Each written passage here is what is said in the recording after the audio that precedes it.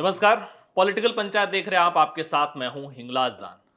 क्या राहुल गांधी ने बिहार विधानसभा चुनावों के अंदर या कहें कि बिहार की सियासत के अंदर तेजस्वी यादव के सामने सरेंडर कर दिया है? यह सवाल मैं इसलिए कह रहा हूं क्योंकि जब अगस्त के महीने में राहुल गांधी ने बिहार के अंदर पदयात्रा निकाली थी, वोट अधिकार यात्रा निकाली थी, वोट चोरी के मसले पर दिल्ली समेत तमाम जगहों पर प्रेस कॉन्फ्रेंस करके अलग अलग खुलासों के बाद में जो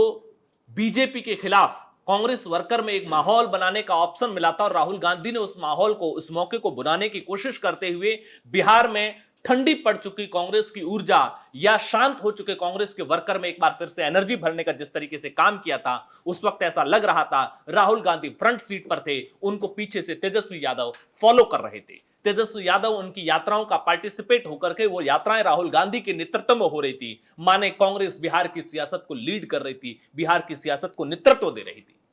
लेकिन बदले समय में अब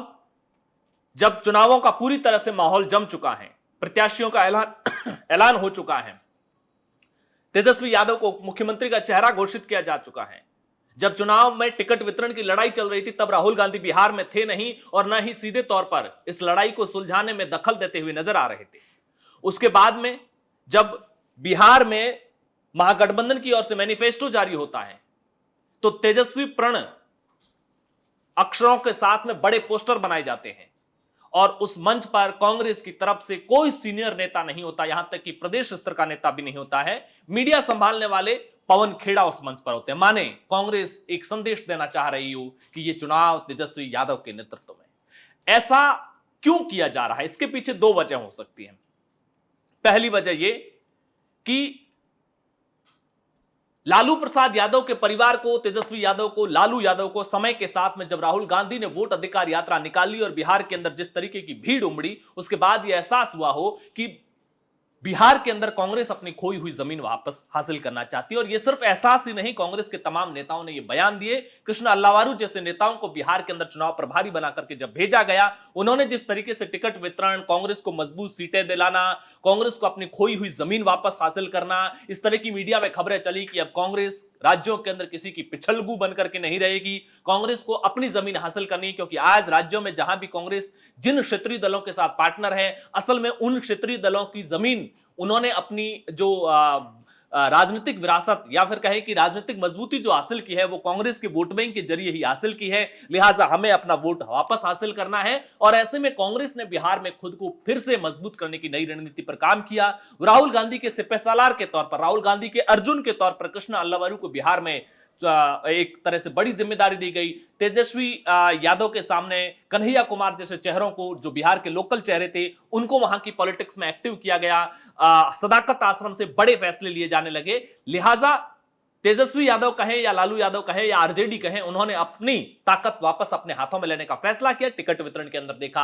आरजेडी अड़ गई कि सीएम फेस पहले तेजस्वी यादव को घोषित करो, जबकि सबसे ज्यादा 150 के लगभग सीटों पर तो तेजस्वी यादव ही लड़ रहे थे। अघोषित रूप से सीएम उम्मीदवार वही थे, लेकिन सीएम उम्मीदवार घोषित करवाया गया। जिस दिन सीएम उम्मीदवार घोषित किया जाता है, उस दिन भी वहां पर तेजस्वी यादव की बड़ी तस्वीर होती है। कांग्रेस के तमाम नेता होते हैं, अशोक गहलोत जैसे सीनियर नेता भी होते हैं, लेकिन कांग्रेस के सबसे बड़े चेहरे के तौर पर राहुल गांधी का वहां पर फोटो नहीं होता है। अब ऐसे में सवाल यह है कि क्या राहुल गांधी ने तेजस्वी यादव के सामने सरेंडर कर दिया है? क्या राहुल गांधी जो एक बिहार में कांग्रेस को ताकत देते हुए नजर आ रहे थे, उनको इंटरनली, बाहर पब्लिक को भले ही नहीं पता चला हो, लेकिन इंटरनली फाइट में आरजेडी ने इतना सख्त संदेश दिया हो कि अगर बिहार के अंदर हमारी जमीन पर आप कब्जा करने की कोशिश करेंगे, हमारे जो रेंज है, हमारा जो दायरा है, उसको छोटा करके आप खुद एक्सपेंड करने की सोचेंगे, तो फिर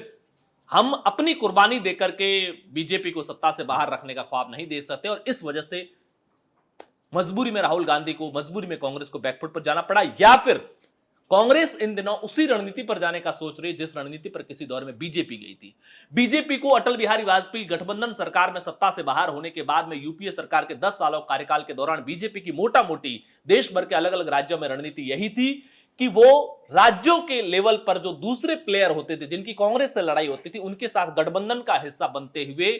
वो वहां पर लड़ाई लड़ती और धीरे धीरे उन्होंने खुद को मजबूत किया और एक समय 2014 में केंद्र में सत्ता में आई और उसके बाद वापस अलग अलग राज्यों में, पहले केंद्र में सत्ता में आने बीजेपी ने अपना लक्ष्य बनाया। तो हो सकता है क्या राहुल गांधी इस रणनीति पर काम कर रहे हैं कि जहां राज्यों में लड़ाई होगी वहां राज्यों में हमारे जो गठबंधन के पार्टनर होंगे वो मुख्य प्लेयर होंगे, उनके नेतृत्व में चुनाव लड़ा जाएगा और उन्हीं के द्वारा यह तय किया जाएगा कि उस राज्य की जो बीजेपी या एनडीए से लड़ाई का जो ओवरऑल रणनीति होनी चाहिए वो कैसी रहनी चाहिए। और जब देश की लड़ाई होगी उस समय कांग्रेस मुख्य भूमिका में होगी, नेतृत्व कांग्रेस के हाथ में होगा, नेतृत्व राहुल गांधी के हाथ में होगा। ये दो अलग अलग तरह की इक्वेशन है। आपकी क्या कुछ राय है? क्या राहुल गांधी ने मजबूत आरजेडी, मजबूत तेजस्वी यादव की जिद के सामने सरेंडर कर दिया है मजबूरी में कि बीजेपी से लड़ना है, तो अब अगर हम दोनों आपस में लड़ते रहे तो बिहार पूरी तरह से हाथ से निकल जाएगा, और ऐसे में आरजेडी के सामने सरेंडर कर दिया और आरजेडी को ही मुख्य चेहरा इस चुनाव का बना दिया, या फिर बीजेपी वाली उस रणनीति पर काम कर रहे हैं जिसके तहत राज्यों के अंदर छोटे अपने जो रीजनल प्लेयर है उनके साथ मिलकर के काम किया जाए